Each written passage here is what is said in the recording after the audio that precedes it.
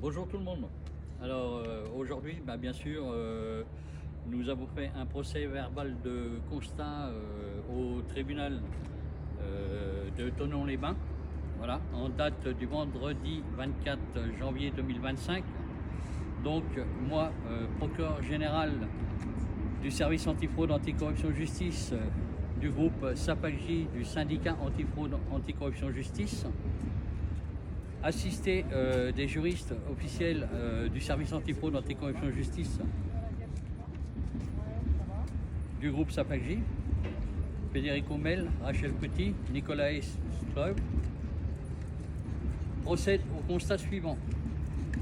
Présentation à une audition suite à une convocation de Nazia Chergui par Madame Brondex, salle numéro 5 à 11h30 et convocation pour une audition de Madame Brondex par la présidente du groupe SAPAGI, département Rhône-Alpes,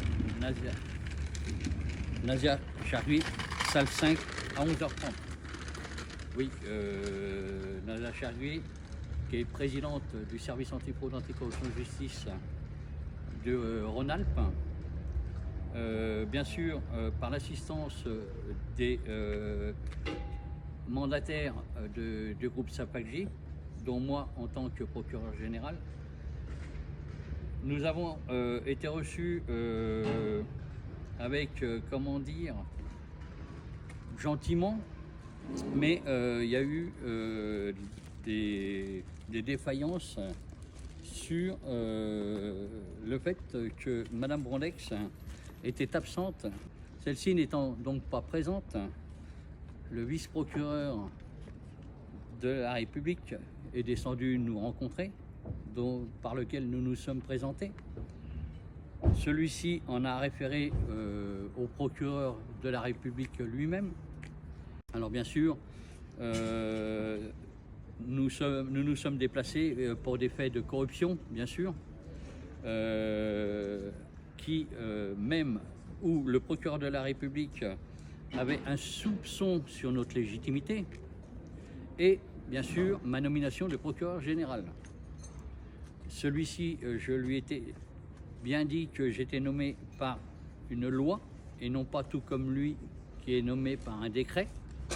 Et bien sûr ce décret comportant un vice de forme par l'article 114 alinéa 2 du Code de procédure civile, sachant que tous les décrets qui prétendument mis en place par le président de la République ou le Premier ministre, ces décrets ne comportent nullement le prénom, le nom et la qualification du président, ni le prénom et nom et la qualification du Premier ministre.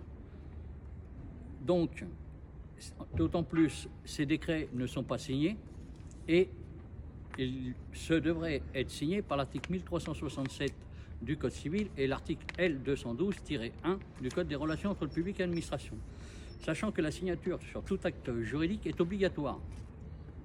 Alors bien sûr, ces actes sont édités sur le journal officiel sur un acte authentique, mais édité par faux, sur le fait qu'on ne peut pas nommer des procureurs de la République par un décret, qui est une incohérence totale,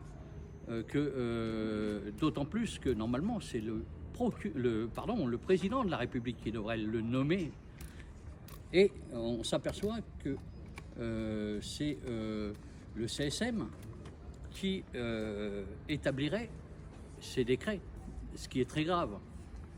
Donc, est-ce que ces procureurs de la République sont légitimes, sachant que nous sommes mis en place par une loi et non pas un décret?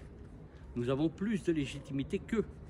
Et regardez la loi Waldeck-Rousseau de 1884, ça va vous surprendre, hein. Vous regardez tous les articles et vous allez comprendre qu'un syndicat a toute légitimité en droit d'agir, plus sur le fait qu'une personne qui est nommée par un décret. Vous voyez, nous sommes nommés par une loi.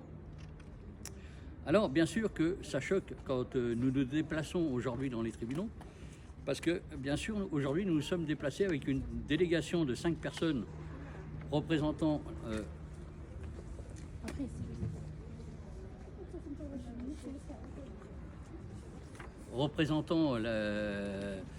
la structure SAPACJ, nous avons donc toutes les personnes qui sont là, ici, sont nommées en tant que président et vice-président des structures syndicales SAPACJ. Donc bien sûr, j'ai eu une petite communication avec le procureur de la République qui a été enchanté. Il m'a serré la main, vous voyez, hein, il a serré la main au procureur général, Pascal Cardozo Gastao. Et celui-ci, par contre, n'a pas voulu donner son nom. Voilà. Alors vous inquiétez pas, on va le retrouver parce qu'on a le décret de nomination de ce procureur de la République qui justement pose question. Voilà. Donc à ce jour, bon, voilà, nous sommes intervenus donc au tribunal de Thonon-les-Bains. Nous avons été reçus, bon, avec une petite gentillesse. Bon, on n'a pas reçu le café ni les petits croissants, mais ils nous ont dit que on pourrait avoir une intervention de la police nationale à notre rencontre. Alors c'est peut-être là que, à l'hôtel de police, on aurait peut-être pu avoir les petits croissants, le café, voilà. Bon, alors bien sûr, hein, hôtel de police, voilà. Donc, nous avons le décret de nomination, hein, donc de ce monsieur le procureur de la République, le décret du 24 juillet 2024 portant nomination de la magistrature. Alors, regardez bien le décret, il n'y a aucune mention du président de la République ni du Premier ministre, d'accord? Allez voir la conception d'un décret, ni signé, et vous allez voir que la conception d'un décret, tel que celui-ci, est nulle et non avenue. Est-ce que la fonction de procureur de la République est légitime? Aujourd'hui, on reconnaît que les procureurs de la République, la France a été condamnée pour de telles fonctions, et il y aurait une contestation sur ma propre fonction, sur la fonction de mes collaborateurs. Je rappelle qu'on est un syndicat. Allez lire la loi Waldeck-Rousseau et vous allez comprendre notre légitimité. Nous sommes plus légitimes que légitimes. Et nous sommes là pour faire appliquer la loi et non pas faire appliquer la corruption. Voilà. Donc, je rappelle que entrave à la manifestation de la vérité par l'article 434-4 du Code pénal, c'est très grave. C'est un échec à l'exécution de la loi par l'article 432-1 du Code pénal. Mais, d'autant plus, le fait...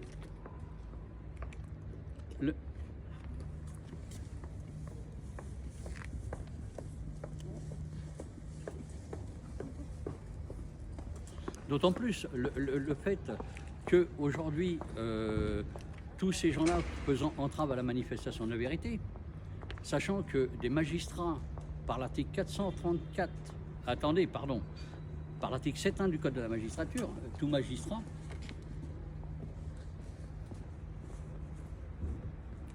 tout magistrat doit veiller à faire cesser immédiatement tout conflit d'intérêts.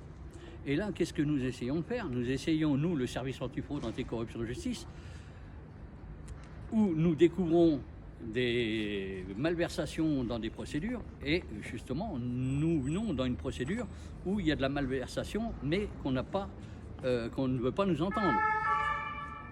Alors, vous inquiétez pas, c'est pas pour nous. Hein. Aujourd'hui, je pense que c'est ceux qui sont derrière nous qui devraient venir chercher. Voilà. Je rappelle que nous agissons en toute légitimité, d'accord? Moi, en tant que procureur général du service antifraude, anticorruption de justice, aujourd'hui, on a du mal à nous entendre, hein, malgré tout, dans les tribunaux. Je rappelle que par l'article 434-7-1 du Code pénal, tout magistrat ou toute personne siégeant dans une formation juridictionnelle de daigner rendre la justice après en avoir été requis encourt entre 5 et 20 ans d'interdiction d'exercer dans la fonction publique. Alors nous comprenons qu'aujourd'hui, hein, bien sûr, les tribunaux aujourd'hui sont tous inscrits dans les DUNS, hein, aux États-Unis d'Amérique. Et comment se fait-il que la fonction publique, que des tribunaux aujourd'hui se retrouvent enregistrés sur des registres commerciaux, sachant que là, ça pose un problème. On se rend compte qu'aujourd'hui, les tribunaux sont là pour faire du marché international, et ce qui est très grave. La fonction publique, par la loi du 20 avril 2016, tous les fonctionnaires n'ont pas le droit de faire du travail à but lucratif. Ça veut dire que tous les gens aujourd'hui qui travaillent dans la fonction publique QUE, la fonction de l'État, n'ont pas le droit de faire du travail et du commerce international. C'est l'article 411-10 du Code pénal. 411-10, c'est une atteinte aux intérêts fondamentaux de la nation française de travailler avec des services commerciaux étrangers.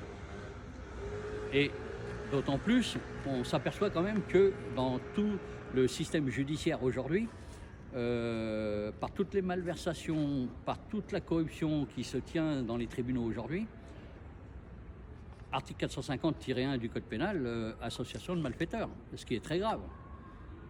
Donc comment aujourd'hui des juges peuvent faire de la malversation dans les tribunaux, comment des avocats aujourd'hui exercent illégalement depuis 34 ans avec des diplômes abrogés, hein, des diplômes mis en place par des décrets et que tous ces décrets sont abrogés.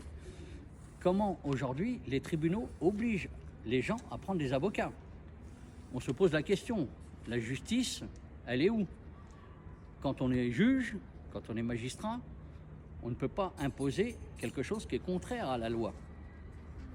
Donc, voilà, on essaye d'expliquer, de faire rétablir la justice dans la vraie justice et de rétablir l'ordre dans le désordre. Voilà. Donc, merci à vous. Alors, bien sûr, nous avons procédé à un procès verbal. Nous avons fait un constat, d'accord, que nous allons envoyer dans toutes les administrations, le CSM, le Premier ministre, le ministre de l'Intérieur. Tous ces gens seront informés de ce qui s'est passé ici aujourd'hui. Aujourd'hui, on connaît très bien Sapagé, hein. Ça fait 4 ans qu'on existe.